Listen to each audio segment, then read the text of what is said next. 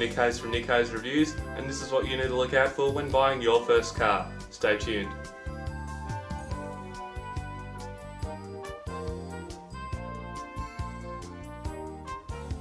The first thing that you can do before you buy your first car is log on to car sales and have a look for a CarFacts history report.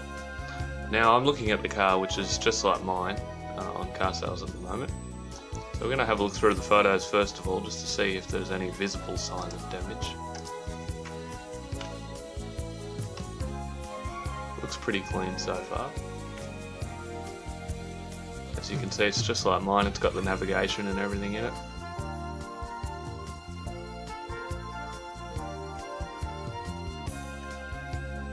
It's got 178,665 kilometres, which mine's only got about 94 on it, so a bit more than mine. It's got the map, heated seats, sunroof.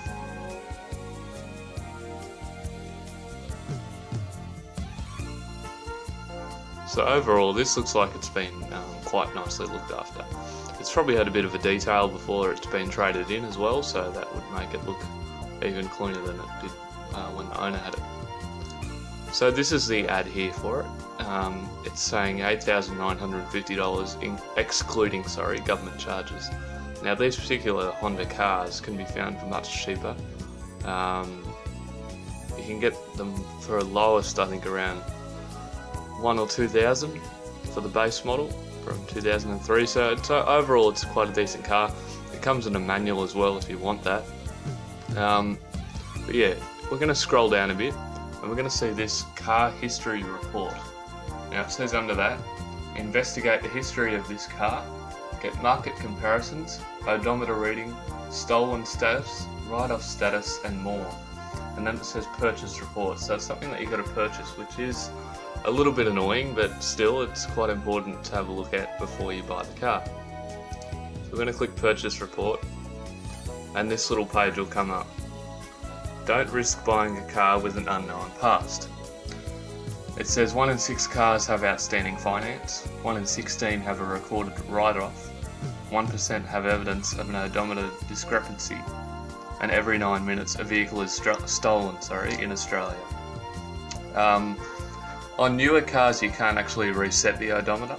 It's a much more complicated thing to do, so I think it's a lot less likely that that's going to happen now.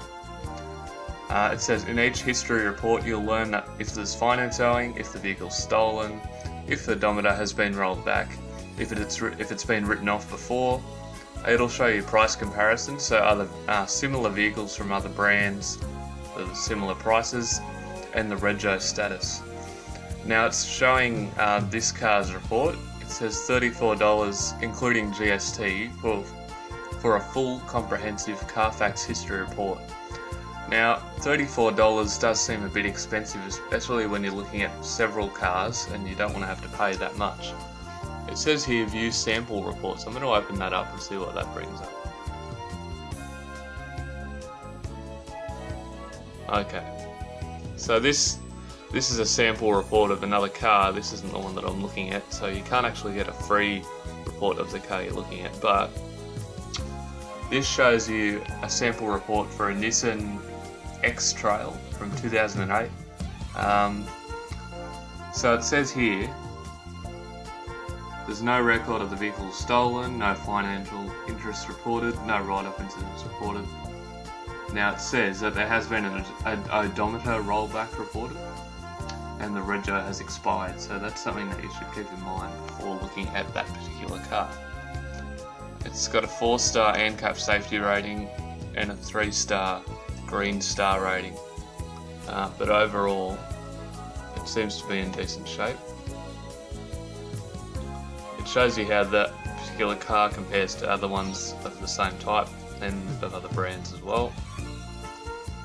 It shows you all the information about the car here as well, where my mouse is, and I'm sorry for that flickering. The monitor always seems to do that when I'm filming it. Okay, so you can see where it's been rolled back. In January 2012, the odometer was at 140,056 kilometers, At the current listing it's at $70,053, which does suggest that there has been a rollback at some point. Now that is illegal to do that, so that sort of brings the car's value down a bit. This just tells you the buyer's guide of stuff like that. And shows you highly worth stuff as well. So yeah, that's the first thing that you can do. Now look, it's quite an expensive process to do. You can also check in the description of the car. So this one doesn't seem to say that there's anything bad about it. This one's a 5-speed auto, just like mine.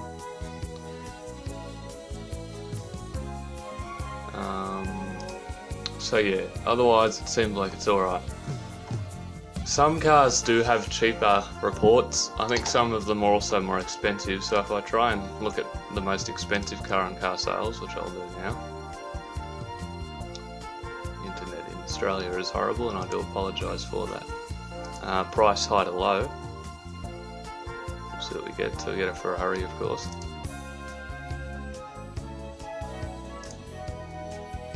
It's quite a nice car. We're going to have a look at the CarFacts report. So view the report.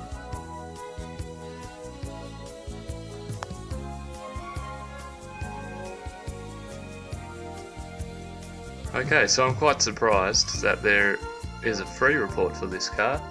I don't know why that would be free on a more expensive car rather than a cheaper car. We'll have a look at the cheapest car on car sales now and see if it's the same story or if you have to pay for it. Price low to high. You got this piece of rubbish here, 1999 Honda HR-V, and it says you got to purchase the report again, so it's $34. So that's really weird, but anyways, that's the first thing that you should always do when you're looking for a new car, is get the CarFacts history report on the vehicle.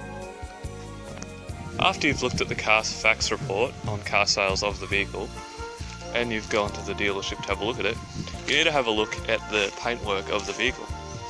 On this car, there is a bit of a dent here where a trolley has run into the vehicle, and you can see that there's a bit of rust resulting from that damage as well. Same up here as well, so you need to check for all scratches around the paintwork, similar to that one. There's a few little ones here as well, a bit of a dent there as well. Going around the front, doesn't look too bad, paint's reasonably shiny, had a wash a few days ago. Here as well, there's a few little scratches on the door. And at the back you can see where suitcases have come out of the boot. But there are some little marks as well there from the suitcases. So that's something you need to look for as well. Down there as well, you can see that there's a few little marks. But yeah, nothing much to worry about there. And a few little scratches up here as well. So overall, you need to have a look for any damage to the paintwork and bodywork of the vehicle, because that could mean that the vehicle has been resulted in a crash before, or any other accidents, such as reversing into another car in a parking space or something simple like that, can mean that the car is more vulnerable. So yeah, that's the second thing. We're going to move into the third thing now, inside the vehicle. Now that we're inside the vehicle, you're going to want to have a general look for any marks or damages inside here. Now I'm having a look around now. There are a few marks on the seat that I know of here, on the door as well. In the back there you can see that there's a bit of a tear in the leather, which happened a while ago, and a few marks on the doors from moving furniture. Now it's really hot in this car, so I'm going to put the air conditioning on first of all before I say anything. Alright, we're going to also have a look at the front here, see if there's any damages. Now I'm going to turn that audio down. There could be a few little marks down here that you want to know of. And also smell around the car for any smell of smoke. Being in a smoker's car, there's a really bad smell that comes from it. It sort of goes into the leather or the cloth depending on what sort of seat you've got. So check that before you purchase the car. Another thing that you're going to want to look for is in this middle part here. Now I'm simulating this by putting the vehicle into accessory mode. There is nothing wrong with it. with this vehicle. Up here we've got this little battery symbol and a low oil symbol, so that could suggest that the car's battery is on its way out or the vehicle is low on oil. Now I can get more little things to come up, so if I turn it off and then back on again, you'll see these other symbols come up, the ABS and all that showed up as well.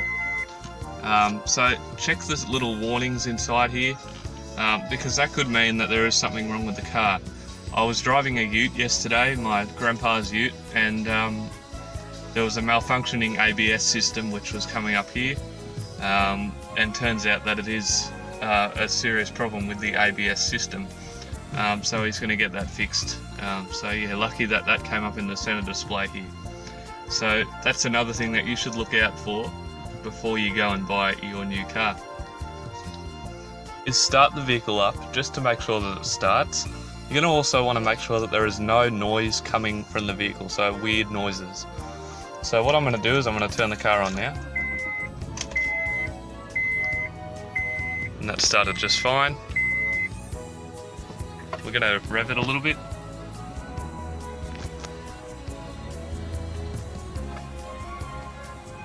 And you can see that that was working exactly fine. We're going to also want to check the other features of the vehicle, such as the wipers, so I'll do that now.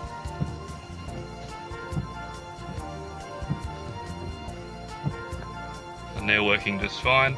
We're going to want to check all the switches in here just to see that that's working. Yep. All the features of the screen here.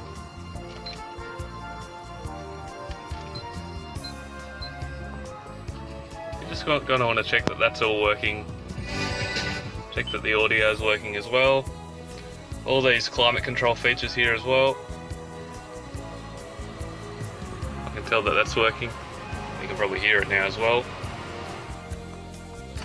And just leave that on low because it's hot. You're going to want to check that the air conditioning's working as well, because that, you know, in summer it's always going to be hot and you do want to have your air conditioning working. I can feel that mine is working, so that's good. Check that all the doors lock as well, so this little thing here, when I press the lock button, that goes down. It should do the same on all 4 doors, they're all gone down now, so that's all good. Check your windows as well. That one opened just fine. So did that one. So did that one. And so did that one. Also check your sunroof if you have one on your car. So I'm going to do that now.